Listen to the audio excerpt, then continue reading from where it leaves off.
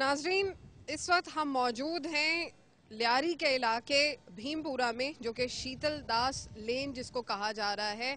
आपने यकीनन तमाम रात ये खबरें सुनी होंगी कि किस तरीके से शहर कराची को लहू लहान किया गया है। ये एग्जैक्टली वही इलाका है जहां पर रात में रॉकेट लॉन्चर्स मारे गए हैं। यहाँ पर ग्रेनेड से अटैक हुआ है, फायरिंग बेतहाशा हो रही है। इससे पहले भी मैंने यहाँ पर शो किया था और आगे की इलाका दिखाया था और वहां पर इतने बड़ी शेलिंग हुई थी। ये है कराची की टारगेट किलिंग की सूरत हाल। रमजान का महीना है, हमारे इस्लाम में भी ये बात सामने आती है। अगर हिस्ट्री को खोला जाए कि रमजान के महीने में जंगें तक बंद हो जाती थी, लेकिन क्या वजह है कि कराची के अंदर आज भी टारगेट किलिंग के वाकयात हो रहे हैं। बोरी बंद लाशें मिल रही हैं, हर जगह से लियारी को खास तौर पर निशाना बनाया जा रहा है। हमारे साथ यहाँ पर अहले मोहल्ला मौजूद हैं। हम अंदर जाकर आपको दिखाने की कोशिश करते हैं कि रॉकेट अटैक हुआ है रात में, यहाँ पर क्या हालात हैं, लोग क्या कहते हैं, क्या सूरत हाल है। हमारे साथ रही नाजरीन। इस वक्त हम शीतल दास कंपाउंड और सलार कंपाउंड के इलाके में मौजूद हैं। हमारे साथ आइए। यहाँ पर रॉकेट अटैक हुआ है रात में और यहाँ पर कुछ लोग जाँ बहक भी हो गए। हम उनके घर जाने की कोशिश कर रहे हैं। क्या हुआ है रात में, क्या हुआ? रात को बम फेंका है। बम फेंका है भाई, कुछ करो। बम फेंके, गरीब आदमी है हम लोग। कितने बजे रात में? 6 बजे, 6 बजे, हाँ शाम के 6 बजे। हाँ कुछ करो भाई, करो। तुम लोग क्यों नहीं करते बेटा? करो। 3 जने एक घर का मर गया। एक घर के 3 जने। हाँ ये सामने हमारे को क्या पता कौन फेंका है। ये ऐसे बम फेंका है, हमारा बच्चा मर गया, हमारे बाप मर गया। ये हम गरीब कौम में, हम कमाते हैं खाते हैं, हम क्या करें? गए थे घर पे, बच्चे ही थे, सब बच्चे थे। वहाँ से गए, पहले नहीं आया, बच्चा खाना खा रहे थे गरम कर। सब दो बेटे, एक बेटा, एक बाप, एक नवासी। ये शीतल दास कंपाउंड है और ये पार्टीशन से पहले की यहाँ आबादी है और ये पिछले कोई 2-2.5 साल से तकरीबन यहाँ पर ये हो रहा है। हम तो प्री पाकिस्तान यहाँ से रह रहे हैं और हमारी जात से ये हमारे पड़ोसी, मैं 60 साल का हूँ, मेरे साथ 60 साल यहाँ गुजारे। आज कोई क्या है, हमारे किसी बच्चे से, किसी खातून से किसी को कोई तकलीफ पहुंची है और न ही हमारे पड़ोसियों से हमें कोई तकलीफ पहुंची है। अभी कोई आउटसाइडर है, कहीं से आते हैं, क्या है, वल्लाह आलम। अभी कल भी हमारे देखो ना, हमारी पोजीशन देखो, हम गरीब लोग हैं, हम अब मजदूर तबका है, हम कमा के खाते हैं, किसी को हम कोई डिपेंडेंट नहीं है। हमारा बच्चा, पर पोतरा पोतरियाँ सब ही थे जो ये ऐसे ही टकरी के, मगर ऐसे नहीं थे। चल 3 जनाजे लेके एक बच्चा हमारे घरों में छोटे होके बड़े हुए हैं। तो एक बच्चा, एक दादा, एक भांजी, 3 जनाजे लेके गए हैं। जुल्म है, अभी गए हैं और एक अस्पताल में पड़ी है, सीरियस हालत में है। और जरदारी को कुछ करना चाहिए ना। हमारे छोटे छोटे बच्चे कहाँ जाएंगे, भूखे मरते हैं, खाने के लिए सीखते हैं, कहाँ जाएंगे बच्चे लोग? कोई इंसाफ करो, हमारा इंसाफ। हम गरीब आदमी, हम डरने वाला खुद के हम नाजरीन, हम घर के अंदर जाने की कोशिश कर रहे हैं। यहाँ पर लोगों के अंदर शदीद गम और गुस्सा पाया जाता है। रास्ता खोला, हम लोग जाते हैं इंडिया। हम लोग इतने आदमी लोग मर गए, हम लोग आइए, कोई हम लोग हम लोग कोई वास्ता नहीं है, कोई हम लोग का वास्ता नहीं है। हम लोग एक ही घर के अंदर मैयत हो गया, हम लोग कोई गरीबों को सुनने वाला नहीं है इधर। कोई मक्खी भी नहीं मार सकते हैं, न अखाड़े में न कोरोना में, हमारा नाम निशान भी नहीं है। हमारी कौम तो मक्खी भी नहीं मार सकती है। क्या हो गया, आप क्यों परेशान? बच्चे हमारे देख 3 आदमी है, घर का चला गया। 3 आदमी चला गया है हम लोग का मोहल्ले का। नाजरीन, आप यहाँ पर देख सकते हैं कि कितना कंजस्टेड इलाका है। नीचे देखें, यहाँ पर पानी जमा हुआ है। ये लोग किस कदर गरीब है, किस कदर। अब आप यहाँ पर देख सकते हैं नाजरीन, हमें यहाँ पर अहले मोहल्ला बता रहे हैं कि ये वो घर है जहाँ पर रॉकेट दागा गया है, यहाँ पर रॉकेट का हमला हुआ है। इस कमरे में बैठे थे, कुछ उस कमरे में भाल नहीं है। आप जाओ, फटा हुआ है, भाई का दीवार फाड़ के आया। आज मुझे दिखाइए नाजरीन, हम अंदर जाने की कोशिश करते हैं ताकि वहाँ पर जाकर अपने नाजरीन को दिखाएं कि शीतल लेन में क्या हालात हैं।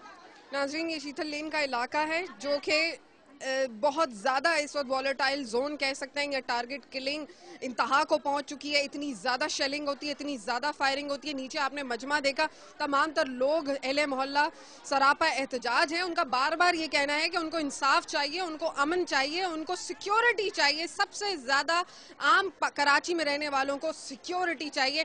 आइए, ये वही घर है जहाँ पर रात में रॉकेट दागा गया है। हम यहाँ पर और अंदर जाने की कोशिश करते हैं। यहाँ पर 3 लोग जाँ बहक हो गए रात में।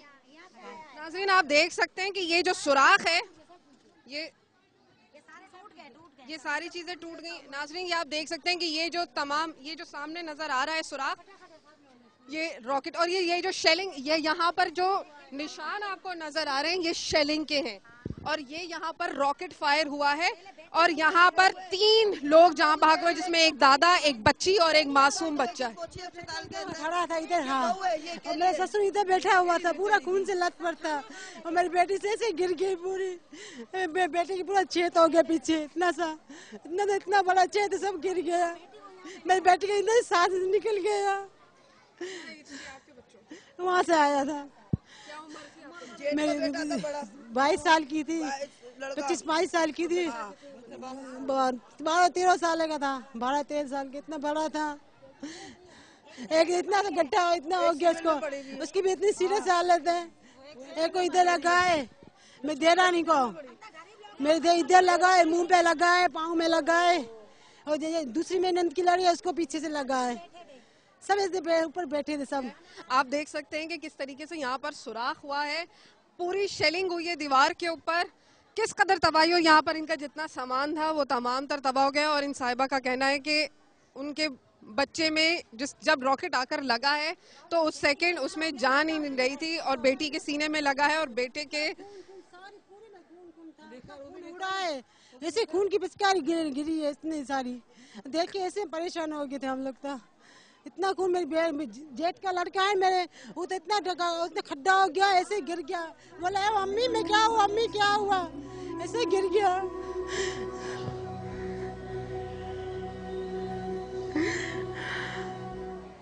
यहाँ तो किसकी कोई लड़ाई नहीं है, ना को कुछ है भाई, इस तरह बच्चे मरते हैं, इसका तो कोई होना चाहिए ना, कुछ होना चाहिए, आवाम को भी कुछ करना चाहिए। ऐसा तो नहीं है कि इतने बच्चे मरते हैं, आदमी मरते हैं, इस लोग को तो गरीब आदमी है, क्या करेंगे, कहाँ जाएंगे भाई, कुछ आप लोग भी सहूलत करें, ऐसा तो नहीं है।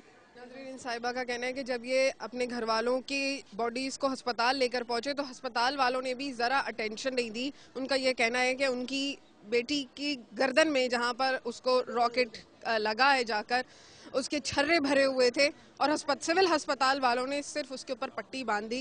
उन्होंने बार बार पूछा कि पट्टी बांध दी है तो ये खून क्यों निकल रहा है, खून क्यों नहीं बंद हो रहा, तो उस पर उनका कोई जवाब नहीं था। लेकिन थोड़ी देर बाद पता चला कि जी छर्रे सारे अंदर हैं, उन्होंने ऊपर से पट्टी बांध दी है।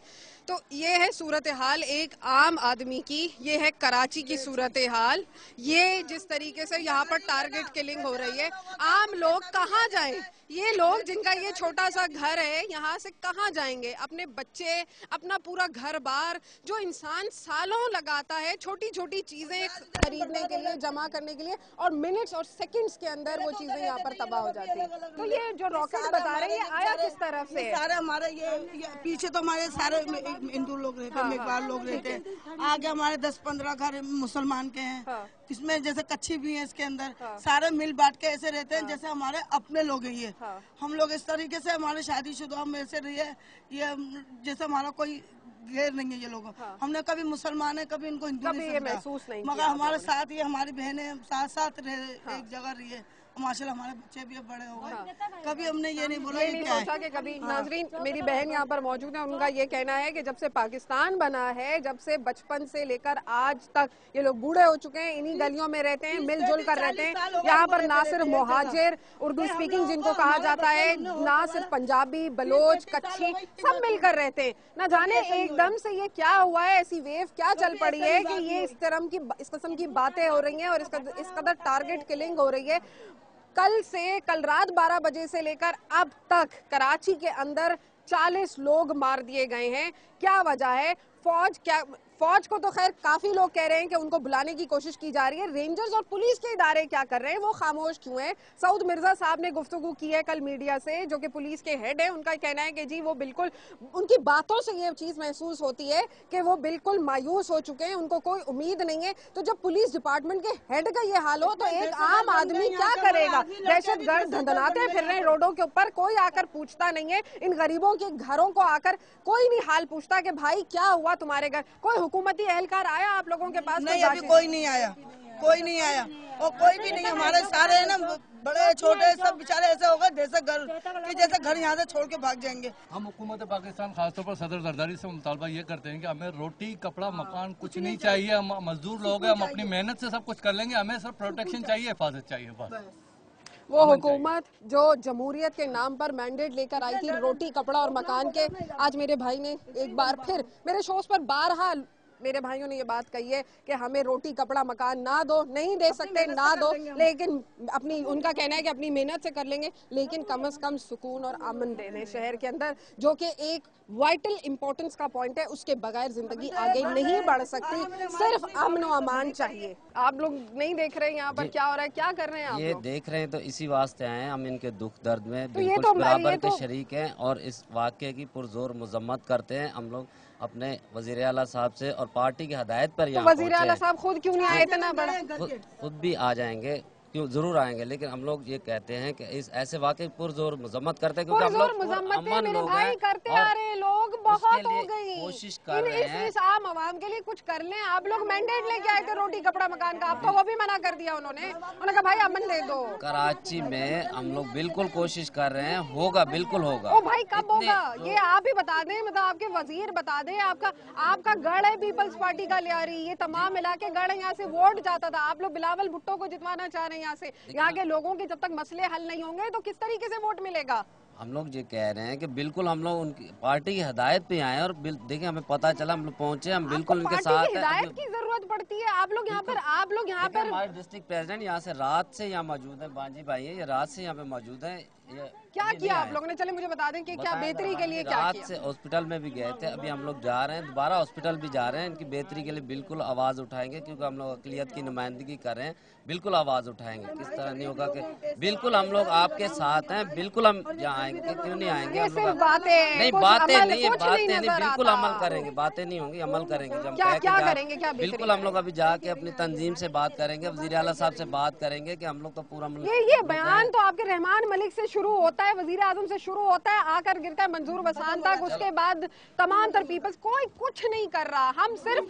हम जैसे लोग जो मीडिया के हैं, हम सिर्फ रोजाना बुलेट प्रूफ पहनकर सिर्फ जाते हैं, लोगों से बात करने की कोशिश करते हैं। पहन के हम तो वैसे ही आगे देखें, हम लोग तो आए हैं ना, हम लोग अवामी लोग, हम लोग बगैर ब्लड प्रूफ के आए, आप तो ब्लड प्रूफ पहन के जाते हैं, हम लोग बगैर ब्लड प्रूफ के पहुंचे हुए। हमें भी आपकी तरह दर्द है। बता दें कि अगर दर्द है तो आप लोग वोट लेकर आए ना, तो फिर क्या मसला सॉल्व कैसे करेंगे? मसला सॉल्व ये है कि अब इस पे अब मीटिंग भी हो रही है, उसके अलावा भी कोशिश कर रहे हैं, इंशाल्लाह ताला अमन हो जाएगा। आपको क्या लगता है कि यहाँ पे हमले कौन कर रहा है? जी, हमले कौन कर रहा है यहाँ पे? यहाँ पे ये पता हो जाए तो फिर क्या पता। जब आप लोगों को पता नहीं है तो फिर सीट पे बैठने का फायदा नहीं। सीट पे बैठने का आप देखें ना, अब यहाँ तो पता नहीं किस जगह से आया, उसके अब जाहिर है तहकीकात होगी।